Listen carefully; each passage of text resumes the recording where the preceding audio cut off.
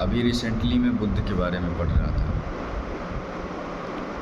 बुद्ध को पढ़ते पढ़ते एक जगह वर्णन आया, किसी ने बुद्ध से एक प्रश्न किया। मतलब एक वो बुक थी जिसमें किसी ने प्रश्न किया, जो उसके ऑथर हैं, बुद्ध, महात्मा बुद्ध के बारे में जो उन्होंने लिखा है, जो उसके ऑथर हैं, उनसे किसी ने सवाल किया कि आपने बहुत दिनों तक महिलाओं को संन्यास क्यों नहीं दिया था। तब बुद्ध ने बताया कि मैंने इतने दिनों तक महिलाओं को संन्यास इसलिए नहीं दिया था क्योंकि जो महिलाओं का स्वभाव होता है बुद्ध के अनुसार, उस स्वभाव से जो पुरुष की साधना पद्धति थी बुद्ध की जो सन्यासी थे, उन पर कोई प्रभाव न पड़े। क्योंकि अगर मैं आप लोगों को स्त्री के स्वभाव के बारे में बताना चाहूँ, जिसको शास्त्रों ने भी स्त्री के स्वभाव बताया है, अभी मैं खुद से तो बताऊँगा नहीं, because I am not a philosopher. मैं कोई फिलोसोफर नहीं हूँ कि मैंने सब कुछ देख करके और ऐसी बातें बोल रहा हूँ। मैं भी रिसेंटली एक बुक पढ़ रहा था, लाओ त्से की, ताओ उपनिषद है, लाओ त्से ने लिखा है। पश्चिम का एक बहुत ही बड़े वो सेंट थे, सन्यासी थे। तो उसमें उन्होंने स्त्री के स्वभाव के बारे में वर्णन किया हुआ है कि जो स्त्री का स्वभाव होता है वो ग्राहक होता है, जैसे एक पुरुष का स्वभाव आक्रामक होता है। अगर एक स्त्री किसी से प्रेम करेगी तो उसका वो प्रेम ग्राहक होगा, वो जा कर के बताएगी नहीं कि मुझे तुमसे प्रेम है। लेकिन वहीं अगर एक पुरुष को किसी स्त्री से प्रेम होगा तो वो जा कर के और सीधे स्त्री से बोल देगा, या कि वो विभिन्न प्रकार के ऐसे कृत्य करेगा जिससे स्त्री को समझ में आ जाए। लेकिन अगर किसी स्त्री को प्रेम होता है तो वो स्त्री कभी जा कर के और उस पुरुष से नहीं कहेगी कि मुझे तुमसे प्रेम है, या यहाँ तक कि वो कभी ऐसा जताने की भी कोशिश नहीं करेगी कि मुझे तुमसे प्रेम है, ऐसा कुछ। तो जो पुरुष का स्वभाव होता है वो आक्रामक होता है, और जो स्त्री स्वभाव होता है, फेमिनिन नेचर होता है, वो रिसेप्टिव होता है। अगर आप प्रकृति को देखें तो प्रकृति ग्राहक है। प्रकृति में जितनी चीज़ें हैं, जैसे चाहे वो नदी हो, चाहे पर्वत हो, चाहे पेड़ पौधे हों, या कि पूरी पृथ्वी आप देख ही रहे हैं, अब उसमें बताने वाली कोई बात है नहीं। तो ये प्रकृति क्या है? ग्राहक है। प्रकृति ग्राहक है, तो स्त्री भी प्रकृति का एक अंग है। महावीर स्वामी ने भी अपने उसमें संन्यास महिलाओं को नहीं दिया हुआ था। अब इसका रीज़न महावीर स्वामी जाने क्यों नहीं दिया हुआ था। एक प्रश्न महावीर स्वामी से और किया जाता था, एक प्रश्न महावीर स्वामी से और किया गया था, महावीर स्वामी के संदर्भ में, जो जैन के 24वें तीर्थंकर हैं। उसमें उनसे प्रश्न किया गया था कि अगर महावीर स्वामी के सामने किसी स्त्री का बलात्कार हो रहा हो तो महावीर स्वामी क्या करेंगे। तो उस कंडीशन में उन्होंने बताया कि जैसा महावीर स्वामी को दिखता है वो ज़रूरी नहीं है कि वैसा हम देख पाते हैं। क्योंकि जब आप ध्यान में उतरते हैं तो ध्यान की गहराइयों में उतरने के बाद आप जब अपनी नज़रों को खोलते हैं तो आप वही नहीं रह जाते जो आप पहले थे। आपके अंदर कुछ बदल जाता है, देखने का कुछ तरीका, कुछ ढंग, कुछ है आप में जो बदल जाता है। तो अब महावीर स्वामी क्या देखते हैं ये बता रहा था मैं। तो महावीर स्वामी देखते हैं कि ज़रूरी नहीं है कि जो बलात्कार करने वाला है वही उनकी नज़र में, अब अगर कानून की दृष्टि में देखेंगे तो बलात्कार करने वाला ही गलत होगा। लेकिन अगर महावीर स्वामी की दृष्टि से देखा जाए, उन्होंने ऐसा बताया, तो महावीर स्वामी की दृष्टि से अगर देखा जाए तो बलात्कार करने वाला जितना पापी है, जितना बुरा है, जिसका जितना जुर्म है, उतना ही जिस पे बलात्कार हो रहा है वो भी उतना ही उत्तरदायी है उस चीज़ के लिए। जिसके साथ गलत हो रहा है और जो गलत करने वाला है, वो दोनों बराबर की उत्तरदायी हैं अपने अपने क्षेत्र में। महावीर की दृष्टि में जो कृत्य हो रहा है, जो सामने घटना हो रही है, वो घटना ज़रूरी नहीं है कि अब वो उसके ऊपर कर रहा है तो ये अचानक हो गया, किसी पर ऐसे कर दिया गया। हो सकता है उसके पिछले कुछ कर्म रहे हों, उसके एक कर्मों की श्रृंखला होती है ना। जैसे महावीर के स्वामी के संदर्भ में ये घटना बहुत है, मतलब इसमें ये पूरा एक टॉपिक ही है कि कैसे चीज़ें अचानक नहीं हो जाती। कोई चीज़ें कर्म का सिद्धांत ऐसा होता है। कर्म का सिद्धांत मतलब है कि कोई चीज़ें अचानक नहीं हो जाती हैं। किसी कृत्य के पूर्ण होने में, किसी घटना के पूर्ण होने में उसके पीछे की भी घटना जुड़ी हुई होती है। जैसे एक बीज है, अगर बीज को मिट्टी में बो दिया जाए तो वो अचानक वृक्ष नहीं बन जाएगा, वो अचानक वृक्ष नहीं बन जाएगा, उसके पीछे की उसकी घटना होती है। इसी प्रकार से किसी के साथ अगर गलत हो रहा है तो ज़रूरी नहीं है कि गलत करने वाला ही गलत है, ऐसा ज़रूरी नहीं है। दोनों गलत हो सकते हैं, दोनों के कुछ अपने कर्म हैं, कुछ अपने कर्म हैं। लेकिन अगर हम सामाजिक दृष्टि से और नैतिकता की दृष्टि से देखें तो यहाँ पे कानून भी है, यहाँ पे सेफ्टी भी है।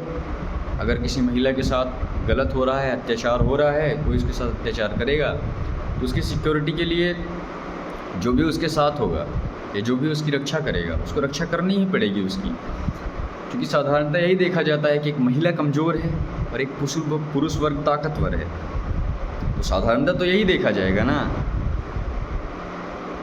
कि एक पुरुष वर्ग मजबूत है और एक स्त्री वर्ग कमज़ोर है। तो अगर स्त्री के साथ पुरुष गलत कर रहा है तो पुरुष गलत होगा, ऐसा ही देखा जाएगा और उसको मारा जाएगा। और ये सही भी है, मारना सही नहीं है, मतलब एक तरह से मैं बता रहा हूँ कि उसको दंड का प्रावधान है, कानून में भी उसके लिए दंड का प्रावधान दिया हुआ है।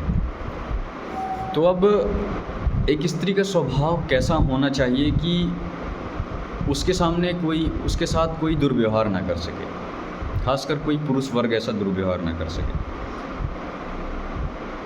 क्योंकि मैंने कुछ किताबें पढ़ी हैं, उसमें मैंने पाया है कि जो पुरुष स्वभाव होता है वो आक्रामक होता है, मैंने आपको बता दिया पहले ही।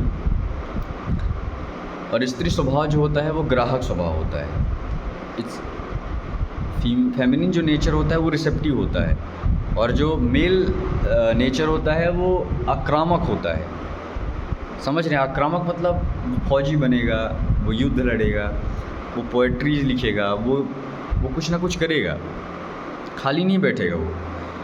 साइंटिफिकली भी अगर देखा जाए तो साइंस में जब एक बच्चा जन्म लेता है तो उस बच्चे के जन्म लेने में 24 और 23 का जोड़ा होता है, पेयर्स होते हैं। और जब एक फीमेल जन्म लेती है तो उसमें 24 और 24 का जोड़ा होता है। तो साइंस ये कहती है कि वो जो 24 और 24 का जोड़ा है वो एक स्त्री को संतुलित कर देता है, बैलेंस कर देता है। इसलिए स्त्री का स्वभाव ऐसा मतलब छिछला नहीं होता। स्त्री का स्वभाव, स्त्री बैठेगी वो शांत रहेगी, उसके अंदर ज़्यादा मतलब ऐसा कुछ करने की उथलन नहीं होती, कुछ करने का ज़्यादा उसमें वो नहीं होता। पर मेल में ऐसा नहीं होता। मेल के अंदर अगर वो कुछ नहीं करेगा तो उसमें पूर्ण नहीं करेगा। और दूसरी चीज़, एक स्त्री जब एक बच्चे को जन्म देती है तो वो एक सृजन कर देती है, उसने एक जन्म दे दिया। लेकिन एक पुरुष ने कभी भी कुछ जन्म नहीं दिया, उसने सृजन नहीं किया। तो वो जो सृजन करने की आकांक्षा है, वही आकांक्षा एक पुरुष को पोएट्री लिखवाती है, म्यूज़िक गाता है। एक पुरुष वो युद्ध लड़ता है, वो बड़ी बड़ी आकांक्षाएं करता है, राजनीतिक बनने की आकांक्षा करता है, और बहुत सारी चीज़ें मतलब इस आक्रामक वाले स्वभाव में है कि वो करने की कोशिश करता है। पर स्त्री स्वभाव में ऐसा नहीं है। स्त्री स्वभाव में अगर सामाजिक उपलब्धियों के लिए वो कर रही है तो ठीक है, पर उसके स्वभाव में नहीं है। एक स्त्री अगर है तो उसका होना ही पर्याप्त है, क्योंकि एक बच्चे को जन्म देने के बाद उसका सृजन का काम पूर्ण हो गया, उसे अब कोई भाग दौड़ करने की ज़रूरत नहीं है। पर एक पुरुष अगर पोएट्रीज नहीं लिखेगा, गाना नहीं गाएगा, तो वो पूर्ण नहीं है। उसे पूर्ण होने के लिए कुछ ना कुछ सृजन करना पड़ेगा। इसीलिए आप लोगों ने देखा है कि जितने भी ये बड़े जो शास्त्र हैं, जो शास्त्र वेद हैं, उपनिषद हैं, इनको कौन लिखा है? किसी स्त्री ने नहीं लिखा है। इसको लिखने वाले पुरुष थे। ये जो ऋषि मुनि थे, ये सब पुरुष थे। आप समझ रहे हैं मैं क्या कहना चाह रहा हूँ? तो एक स्त्री के स्वभाव के अंदर पहली चीज़ तो होना चाहिए स्वाभिमान की अग्नि। रानी पद्मावती, स्वाभिमान की अग्नि। जब एक स्त्री के अंदर एक स्वाभिमान की अग्नि होती है, जो स्वाभिमान की अग्नि होती है, उस अग्नि से बड़े बड़े दूर भागते हैं। और जो स्वाभिमान की अग्नि होती है, उससे बड़े बड़े दूर भागते हैं।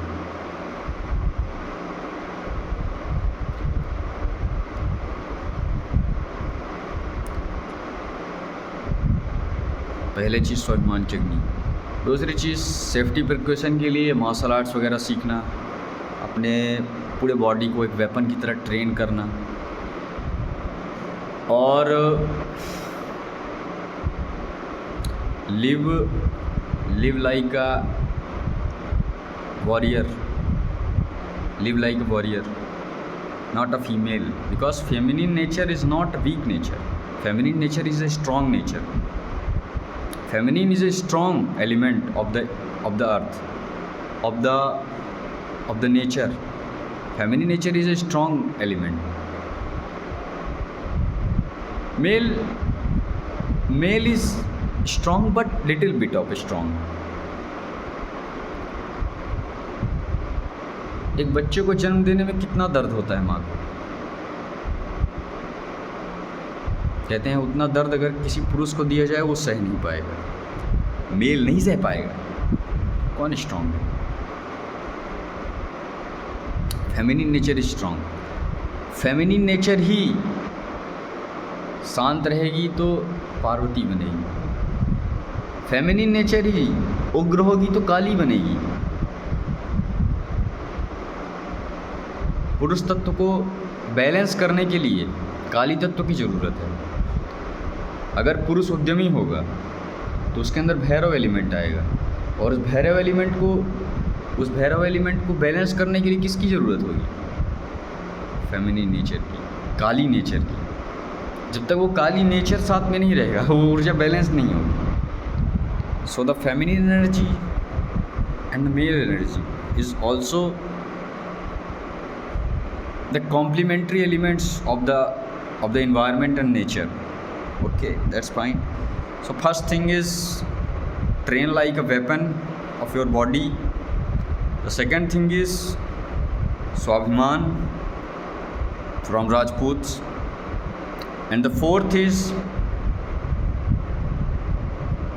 to being calm, respect the peoples, called Maryada. Respect the peoples. Respect means not everyone has to be respected. सब रिस्पेक्टेड नहीं हो सकते, पर अपने अंदर रिस्पेक्टेड एलिमेंट होना चाहिए. सबको रिस्पेक्ट करने नहीं जाना है, but you should have to the element of respect. आपके अंदर रिस्पेक्ट वाले एलिमेंट्स होने चाहिए. That's the good thing and that is the clear cut things. Thank you, धन्यवाद, बहुत बहुत धन्यवाद.